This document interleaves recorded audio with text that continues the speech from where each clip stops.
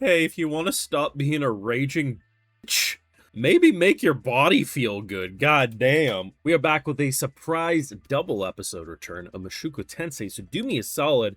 Show your support, leave a like on this video, subscribe, and ring that bell if you haven't already, so you can come back for more. And of course, Patreon is where you're going to catch my full live reactions. So all this and more. But let's jump into it and see what the return of the old Tensei greatness has in store. Listen, we don't want to hear it's so small, you know, in the bedroom. Oh, she just fucking broke that kid's neck, bro. No, don't get on top of her and Jesus. One night with fucking Rudy on top, and now she thinks she's a power top. Jesus. The fact that anyone who gets in her way, she just wants to cut down. She might be uncivilized now. Oh my god, what is this fucking episode already? And it was at that moment she realized she was about to fuck up. You know, interesting development. I wouldn't have expected this, given her attitude with everything. But very nice development, I have to say. Although she still hypes him up. If she realized that Rudy was on his suicide arc this whole time, she might actually jump. Honestly, I like the three of them together. They make a very fun party. Their personalities are so distinct, but you can see how they work well together, too. She's still mad, bro.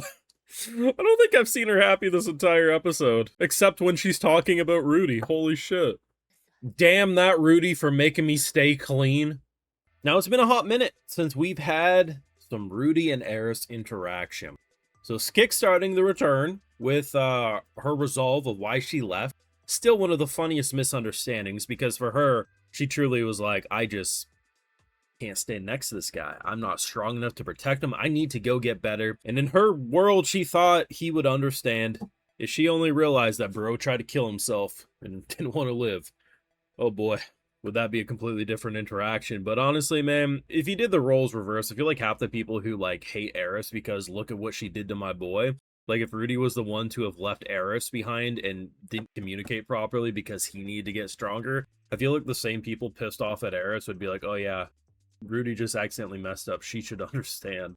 Either way, you feel for him, but I can't be like, oh my god, Eris is this horrible character. No, like, Eris is one of the most interesting Mushoku Tensei characters, flawed like many. In this case, she's flawed with her communication, but they don't call her the Mad Dog for nothing, and I mean, the Mad Dog was fucking cooking in these two episodes, I gotta be honest. Watching her development over two episodes and going from someone who immediately made an appearance, broke a kid's fucking neck, made a girl piss herself because she beat her face in so hard, only for Sensei to one-shot her and say, you're hired, let's train you, but never actually directly training her, instead giving her unique situations where it's forcing her to evolve and grow. And it's interesting over the course of especially the second episode when you realize that a lot of her anger and hostility is exactly how she was taught to fight with Ruijerd, right? The idea of like, if you have such anger and hostile aura, people will naturally respond to it and chase after it, and that's why you can deflect. And I think it was what was so cool about fighting these two, because usually when it comes to a power hierarchy, right, it's like, okay, if I defeat character A, and character A's already defeated character B, that makes me stronger than both of those people, even if I haven't fought character B.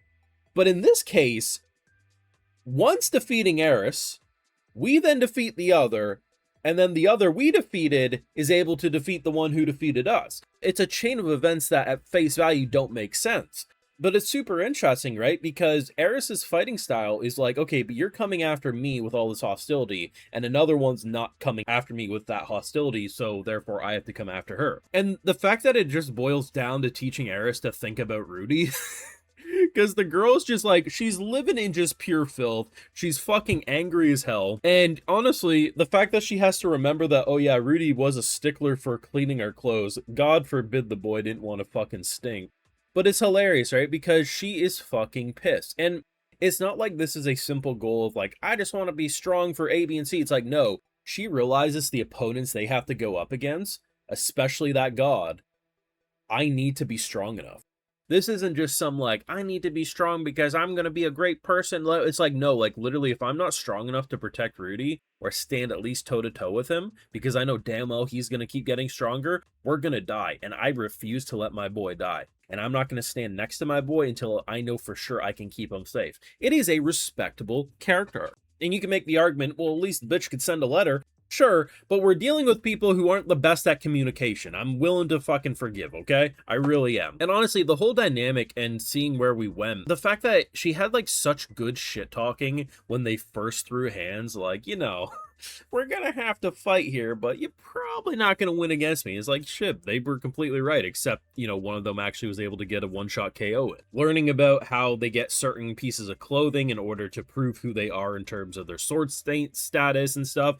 It's very much what you expect from this series at this point. The production style remains insanely consistent. I mean, the animation spoke for itself, the unique character designs, the looks of the world. But just the fact that it was very easy to get back into the driver's seat with the show and just say, you know what? This show is just going to remain to be a very engaging world. It's going to have problematic characters. It's going to have problematic stories. But guess what?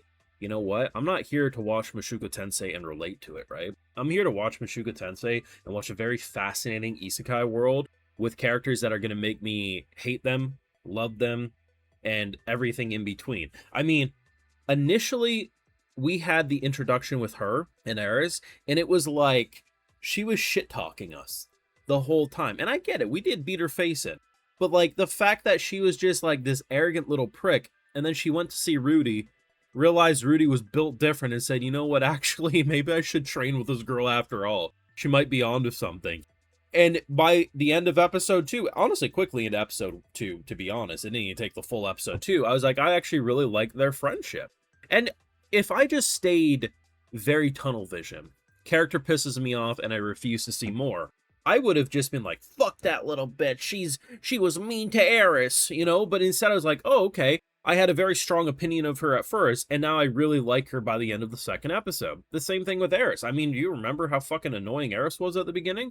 But it's like all about characters are going to do disgusting things, horrible things, evil things, and by letting them just evolve, not because I want to actually be friends with any of these fucking characters, but just because I want to see a morally complex story evolve, I get to witness some really interesting character arcs. That's why Rudy himself, like, fuck, I don't want to hang out with fucking Rudy.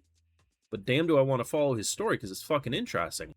And because different characters such as Eris don't have certain bad experiences with him, of course they are going to want to be next to him, right?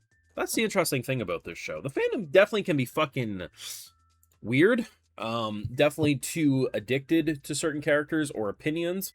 But I think in general, this is another show that I think, by the time we get to its full adaptation ending, because I assume we will get there, similar to something like a ReZero or a Tensura. They're just too big not to finish at this point.